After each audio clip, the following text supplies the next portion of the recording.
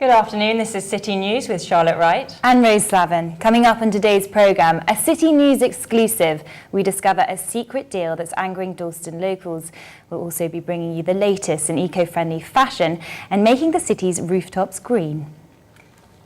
First, though, the latest on the Ukraine crisis. Crimea's parliament has voted for the region to become part of Russia. EU leaders are holding an emergency summit to discuss the situation. It's after Russian troops were sent to Crimea in part of the ongoing conflict in the country.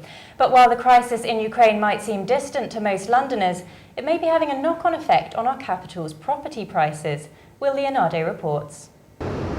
Money, money and more money.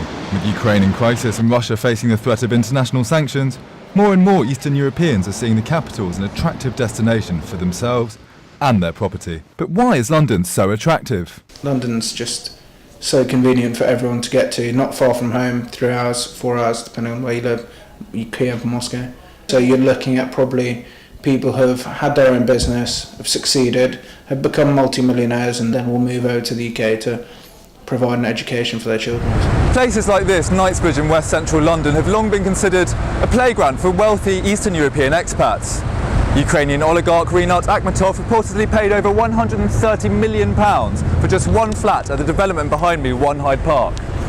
With house prices across central London rising by at least 12.3% this year, how much will the crisis in Ukraine affect the housing markets here? Any driver from any part of the world to push people into central London is going to have an impact on property prices. So it might well be that you see an increase in money flooding out of Ukraine, people looking for a safe haven to park some wealth. So our view very much is that there will be an effect, inevitably. Around a third of property sales in prime central London are now to international buyers, creating no-go areas for middle-class families. As the gap widens, some are now asking where this money is coming from. In Ukraine, a lot of it has come from quite shady sources. $70 billion had been taken out of the treasury, out of the economy. So the question is, where is that money now? And is some of it coming over to the UK? How far this recent crisis will affect the average Londoner remains to be seen. What is certain is that money will continue to pour in as long as London remains a safe and perhaps unquestioning place to invest. William Leonardo for City News. Dalston residents have gathered at Hackney Town Hall to accuse the council of agreeing a secret deal with Murphy's property developers.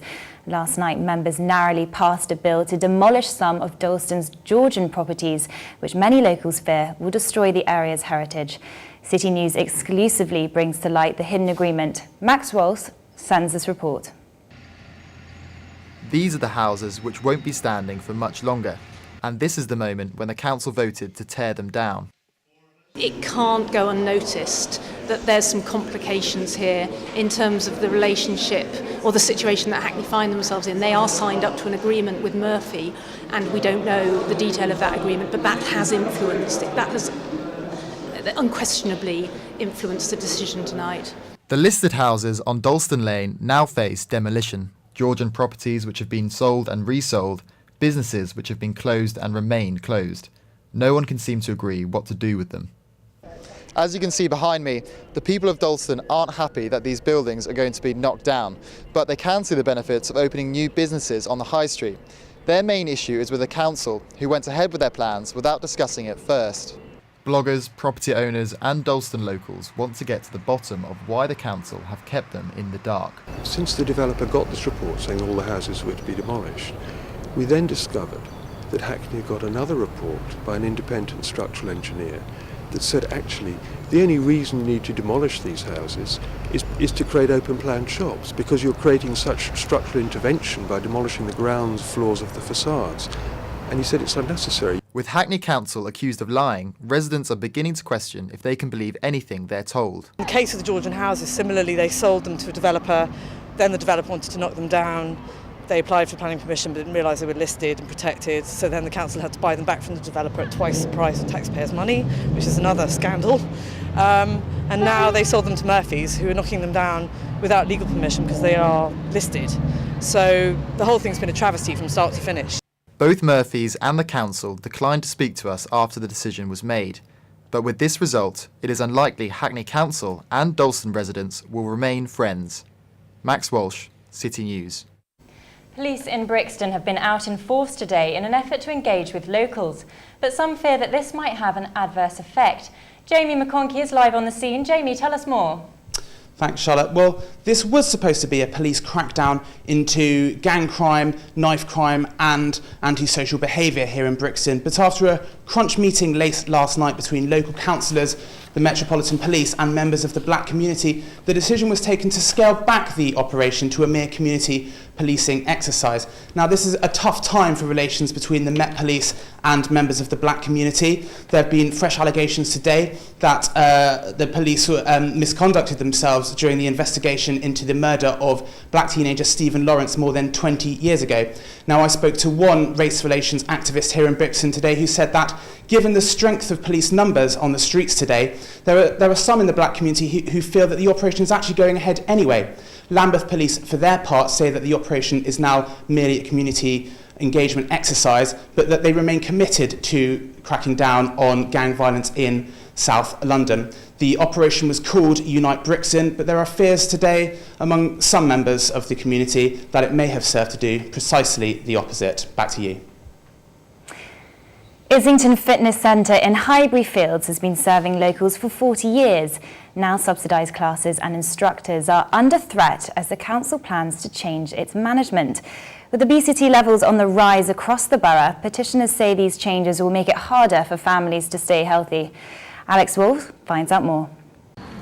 Aquaterra has been running council-funded exercise classes in Islington for over 40 years. With 40% of children in the borough considered obese, these exercise sessions are a vital resource for families. Sally Ingray believes this centre is the only sensible option for Islington's health problem. She's launched a petition to stop more expensive classes. Virtually everyone can be catered for, in a place like Aquaterra, but they can't be in the other places. And this is what worries me. Keeping fit is particularly challenging for low-income households in North London. People who are very busy, leading hectic lives, and also who don't have a lot of money to purchase fresh ingredients and to have gym memberships. I think those two things are a recipe for not being able to look after your health. Geraldine Castle set up her business to combat the challenges of bringing up kids while staying healthy. I started the company Young Mummy Bodies, which is baby-friendly exercise classes, so mums can bring their babies along. The gyms, I think, are probably becoming more affordable if you go to a council-run gym, but private-run gyms, they're expensive. The future doesn't look good for Aquaterra. Few people are listening to the petition, including the council, who refuse to speak to City News. With final decisions being made at the end of this month, it looks like residents here could end up paying more to stay in shape. Alex Wolf, City News, Highbury Fields. This week, a conference in Islington is showcasing innovative building plans to make London greener. Traders have been big ideas about putting natural environments in unlikely spaces. Hayley Joel-Ott has more. The Shard. St. Paul's Cathedral. London's skyline is world famous, and now it's getting greener. The EcoBuild event at the Excel Centre in London this week explores and showcases the newest technologies in sustainable design and construction. And high on the agenda are green roofs. Really are a variety of environmental benefits. For example, air quality. They absorb a lot of rainfall, so they intercept a lot of rainfall that would otherwise go into the drains and that are already at capacity in a lot of cities like London with our Victorian drainage system. But city planners recognise potential difficulties in installing green roofs around London. The main issue with a green roof is it costs more. And that's an issue for the developer because he says, why should I pay for something that I don't get any benefit from? Well, if you put a park up, you can add value to a building. The big issue is, the fact is that we need to green up the roofs that most people can't come and go on because we need to do something for public good. Boris Johnson has set the goal of increasing the amount of green space in the capital by 5% by the year 2030. That means many more spaces like this.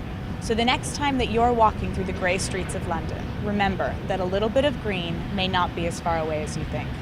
For City News, I'm Hayley Joel-Ott.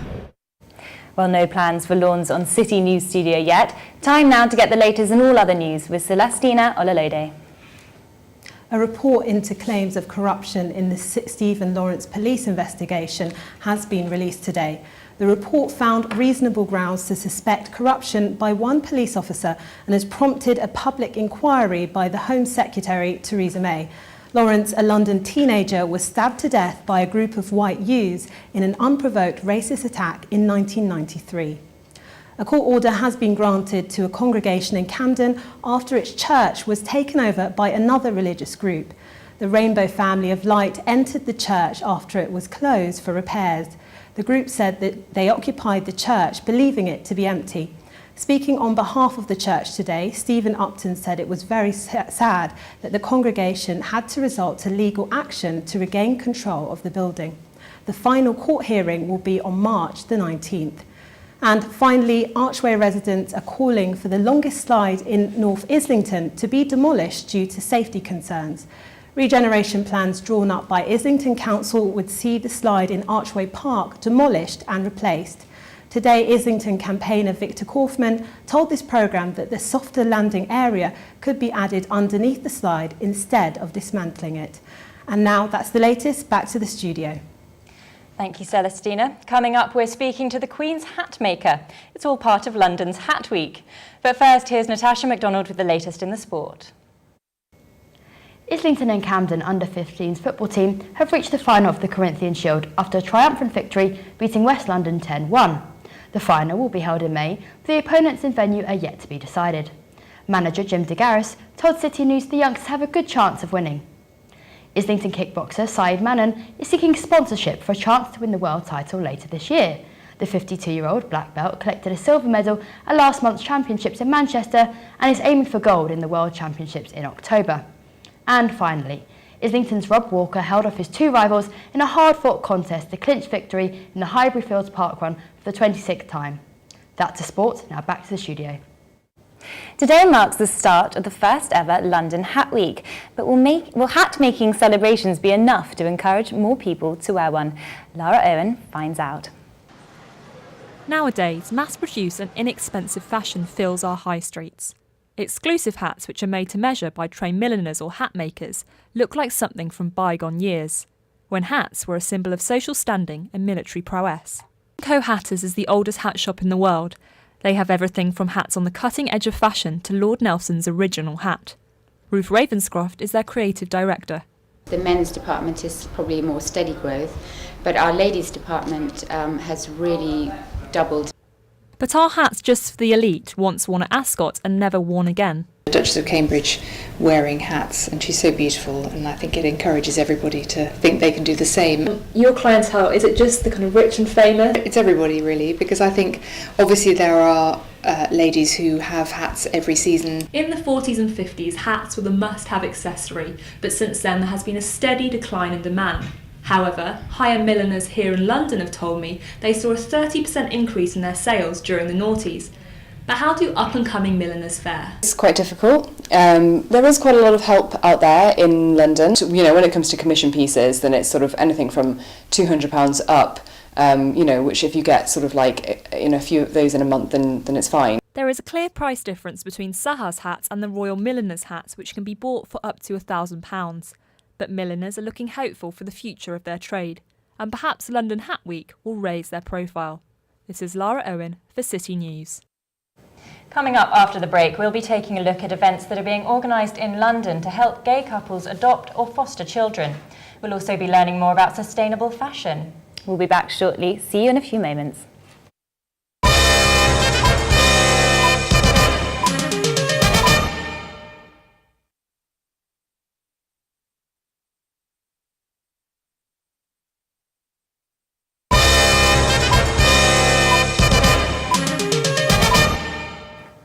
Welcome back to City News. Events are being held across London to help make it easier for gay couples to adopt. It's part of Fostering and Adoption Week, organiser giving the people the chance to meet agencies face-to-face to begin the process. They say gender and sexual orientation are still considered barriers to being able to adopt or foster. Toya Marindell reports. Does being a good parent have anything to do with being gay or straight? Right now there are more than 6,000 children waiting to be adopted, but more than 1/3 of lesbian, gay, bisexual, transgender people believe their sexuality would prevent them from doing so. Helen Edwards and Tora Doherty were spokespeople at the LGBT adoption and fostering event at Somerset House. We just did a survey of 400 LGBT people, and we found that a third of those people were expecting some sort of prejudice or barrier to adoption or fostering. And what we're trying to do is ensure that adoption and fostering agencies understand the perception that LGBT people have.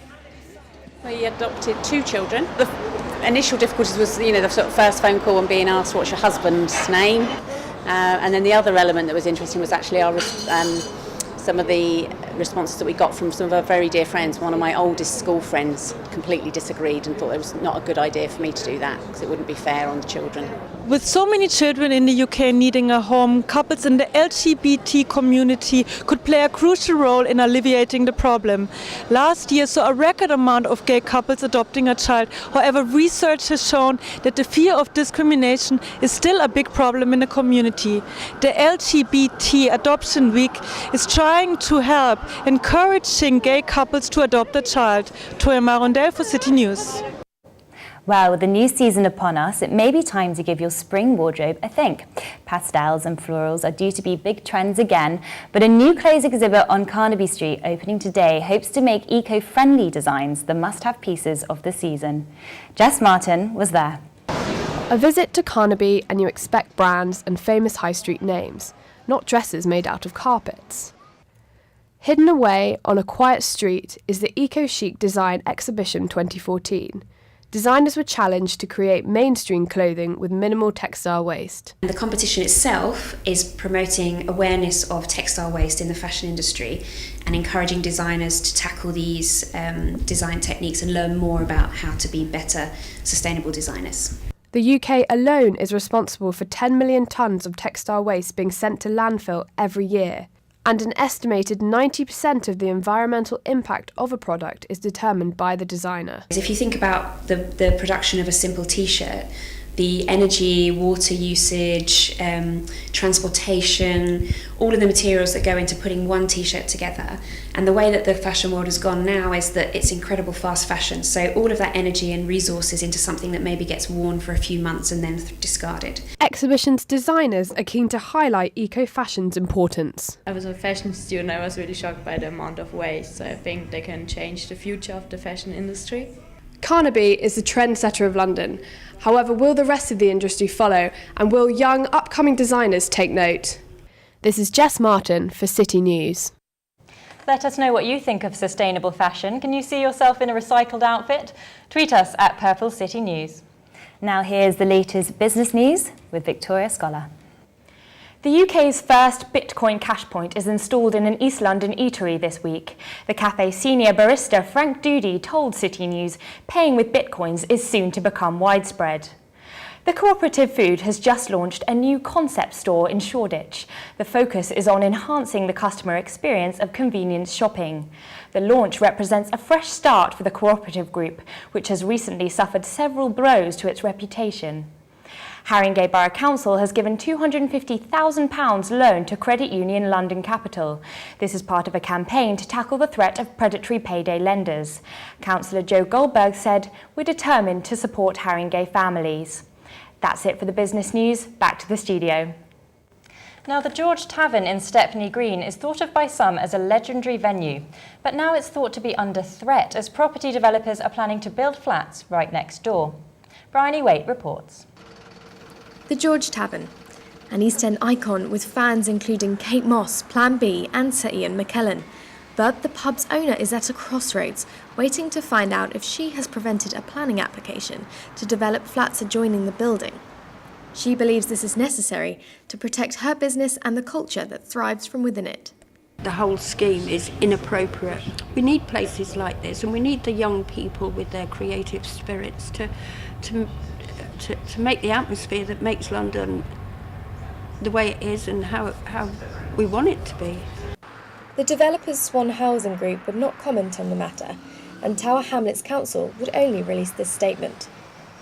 The council values residents' views and takes them into consideration during the planning process. It's evident that the people involved at this pub believe it's a place of cultural significance. However, that's not the only matter at stake. With a housing crisis in London, people need somewhere to live. But ultimately, development has to happen. If we're going to solve the housing crisis, we have to build more homes. I can understand why sometimes people are reluctant, but what you can't allow is for people to veto developments which will have wider benefit for the community. The petition deadline to prevent building on this site has just passed, so the decision is now in the council's hands as to whether the pub will be able to open for business as usual. Bryony Waite, City News. Wes Anderson's latest film, The Grand Budapest Hotel, will open in London cinemas tomorrow. To tie in with the release, entertainment correspondent Sarah Duffy tells us how you can explore the filmmaker's famous imagination in Hackney. Immersive theatre specialists have revamped a building in Hackney to replicate the Grand Budapest Hotel, which features in the latest Wes Anderson film. Secret Cinema London are hosting an evening of participatory theatre, cocktails and schnitzel, which will be followed by a screening of the film. This Friday at the Angel Comedy Club, a host of comedians are on hand to make your weekend that bit funnier. Matthew Winning is a man who almost won the BBC New Act of the Year award. He will be performing on the night. And finally, it's your last chance to catch street dance sensation Blaze at Sadler's Wells Theatre this weekend. Featuring music by Michael Jackson, Lady Gaga and Snoop Dogg, you may find yourself dancing in your seat. That's it for the entertainment news. Back to the studio. After an investigation by City News into bogus West End auditions, the police are appealing for more information. Julia Moore is live in Theatreland with the latest. Yes, thank you. A 21-year-old man was arrested and bailed in the middle of February following an alleged breach of a sexual offences prevention order, which normally means he should not become anywhere near children. Now, sources have told me that at least one fake audition was arranged by this man, possibly more in and around the West End of London. One West End actress talked to me and she said she went to a dance studio near Old Street, and she said that it rapidly became obvious that the audition was fake because the man couldn't sing, he couldn't dance, and nor could he really run an audition. Her suspicions were confirmed when he invited her and a group of other women back to his flat to, I quote, continue singing and watch a DVD. Now, Equity responded by saying that the association normally says that actors and actresses should check out the names of people they are invited to go to auditions for and also make sure that they check them with agencies. However, an agent was the person that arranged this audition with this particular gentleman. Now, I can't mention the name of this man because of legal reasons, and nor can I mention the fake auditions that he was running. Back to the studio. Well, the police are appealing for anyone who may have been to a bogus audition to call 0207 321 7741. Well, if you haven't heard, it is in fact Great British Pie Week. From Scotch beef and jellied eel pies in the East End to posh pies in Chelsea, London loves pie. Joe Lord-Jones finds out more about the classic city dish. Can I have a meat pie with mash, please? As radiant as an artist's palette, pies have become a staple of London's diet, keeping the capital ticking over till tea. Here at F. Cook on Broadway Market, pies are not just on the menu, but have become a family tradition. My grandfather opened this shop in 1900. I was born upstairs in the flat. The second shop he bought was the one up there on the wall. He built that one in 1910. And my great-grandfather opened our first shop in Brick Lane in 1862. Londoners have been enjoying pie and mash for generations. But how did this iconic dish get here? And where did it come from? And why has it become such a crucial part of London cuisine?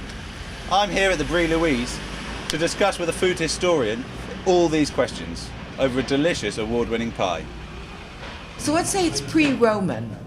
I would say that pies have always been with us and always will be because they're so good. It was really regarded as working class food or for the working man because it's really sustaining.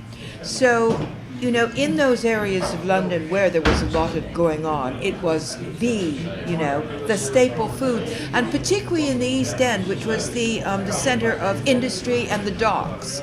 London's industries may have changed over the years, but the pie remains a firm favourite. I'm Joe Lord-Jones for City News. Well, that's almost all for the show today, but before we go, let's find out what the weather's got in store for us. Here's our reporter Anishka Sharma. We've had clear skies so far today with some sunshine in southeast London, but the west is a little different with more clouds and the odd shower.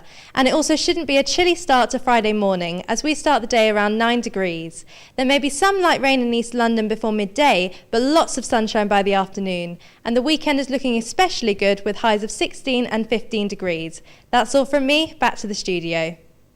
That's it from us today. You can keep up to date on our website, purplecitynews.wordpress.com. Join us again at the same time tomorrow for more City News.